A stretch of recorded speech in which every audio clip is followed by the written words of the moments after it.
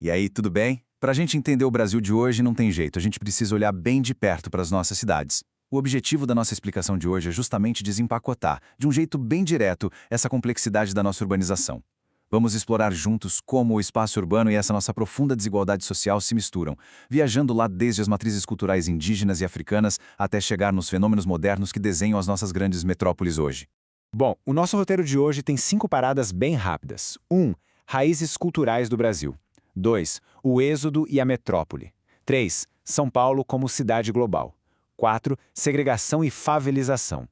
E por fim, 5. As dinâmicas da gentrificação. Beleza, vamos direto ao ponto 1. Raízes culturais do Brasil. Os fundamentos do nosso mosaico demográfico. Começar por aqui é absolutamente crucial para a gente entender quem foi que construiu a base humana do país. Olha, a formação do espaço brasileiro é, antes de tudo, uma mistura intensa. Sabe, a nossa base não começou a ser construída ontem. Os povos indígenas, que são os donos originais e têm uma ligação profundíssima com a terra, e os povos africanos, trazidos à força pelo sistema escravista, não são só figuras dos livros de história, não. O impacto cultural deles foi gigantesco e deixou uma marca permanente na forma como o nosso espaço urbano, o trabalho e as tradições funcionam até hoje. Quando você soma isso aos portugueses e mais tarde aos imigrantes europeus e asiáticos, você tem aí a verdadeira base da nossa cultura urbana atual.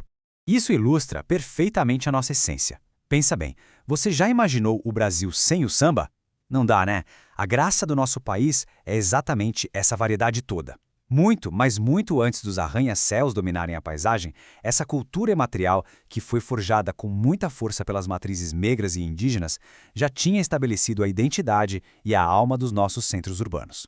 Avançando para a parte 2, o êxodo e a metrópole. Da raiz agrária ao crescimento urbano. Aqui a gente vai ver uma das transformações geográficas mais rápidas da história. Esse grande fluxo de pessoas saindo do campo para a cidade foi um verdadeiro efeito dominó. Imagina a cena. Séculos de monocultura causaram a exaustão do solo.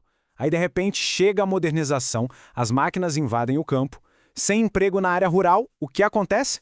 Um êxodo massivo. Famílias inteiras pegando suas coisas e migrando para a cidade só para tentar sobreviver. O resultado foi um inchaço urbano incrivelmente rápido e, adivinha, sem planejamento estrutural nenhum. Para colocar isso em perspectiva, os números chegam a assustar. Entre 1940 e 1980, a população urbana brasileira saltou de um pouquinho mais de 26% para quase 69%. Foi uma inversão de ponta cabeça em só 4 décadas. Isso colocou uma pressão absurda por moradia e infraestrutura num ritmo que o Estado simplesmente não tinha como dar conta. E esse inchaço histórico nos leva à parte 3. São Paulo, cidade global. A nossa inserção na economia mundial. Todo aquele crescimento acelerado acabou criando gigantes geográficos. Mas o que faz uma cidade ser considerada global? Basicamente, é o ponto exato onde a economia do nosso país dá as mãos para o mercado mundial. É um centro de gestão, sabe? Um lugar de acumulação de capital numa escala planetária mesmo. Estamos falando de um espaço que concentra serviços super especializados, alta tecnologia e as sedes de gigantescas empresas transnacionais. E o que coloca uma metrópole como São Paulo nessa prateleira é justamente a rede de conexões que ela tem. Ela não dita as regras só no Brasil, ela atrai fatias imensas da riqueza do mundo todo. Com um turismo de negócios bombando, bolsas de valores superativas e polos de tecnologia e finanças de primeiríssima linha, a cidade vira uma espécie de motor que conecta o país à era da globalização. Só que tem um porém gigantesco aí. Vamos para a parte 4. Segregação e favelização. A realidade urbana fraturada. A gente precisa encarar as contradições dessa cidade. Porque, essa acumulação imensa de riqueza global tem um lado bem obscuro, a segregação socioespacial. Esse é aquele processo que divide a cidade como se fosse um quebra-cabeça onde as peças não se encaixam, separando as classes sociais em bairros totalmente distintos. Isso é empurrado pelo preço absurdo da terra, pela especulação imobiliária e pela falta de políticas públicas. No fim das contas, a própria geografia da cidade vira uma máquina de exclusão. O contraste material que a gente vê nas ruas é simplesmente brutal. De um lado você tem o centro expandido, imóveis caríssimos, infraestrutura impecável, serviços para tudo que é lado. Do outro, a periferia, onde as casas muitas vezes são precárias, falta saneamento básico e as pessoas perdem horas preciosas do dia espremidas num transporte público lotado só para conseguir cruzar a cidade. E qual é o resultado mais visível dessa terra cara e dessa exclusão do mercado formal? A favelização. As favelas são, essencialmente, a ocupação não planejada de terras públicas ou privadas, muitas vezes em áreas de risco, como encostas de morros ou margens de rios. É a única, literalmente, a única alternativa de moradia para uma população inteira que não tem como pagar a conta do mercado imobiliário tradicional. Tem uma frase da urbanista Hermínia Maricato que acerta na mosca. Ela diz o seguinte: é impossível esperar que uma sociedade como a nossa, radicalmente desigual e autoritária, possa produzir cidades que não tenham essas características. A geografia não mente, pessoal. Ela é o reflexo de cimento e tijolo das nossas desigualdades históricas e socioeconômicas. E a coisa não para por aí, o que nos traz a quinta e última parte da nossa explicação: as dinâmicas da gentrificação, especulação imobiliária e deslocamento. Você já deve ter ouvido essa palavra, gentrificação.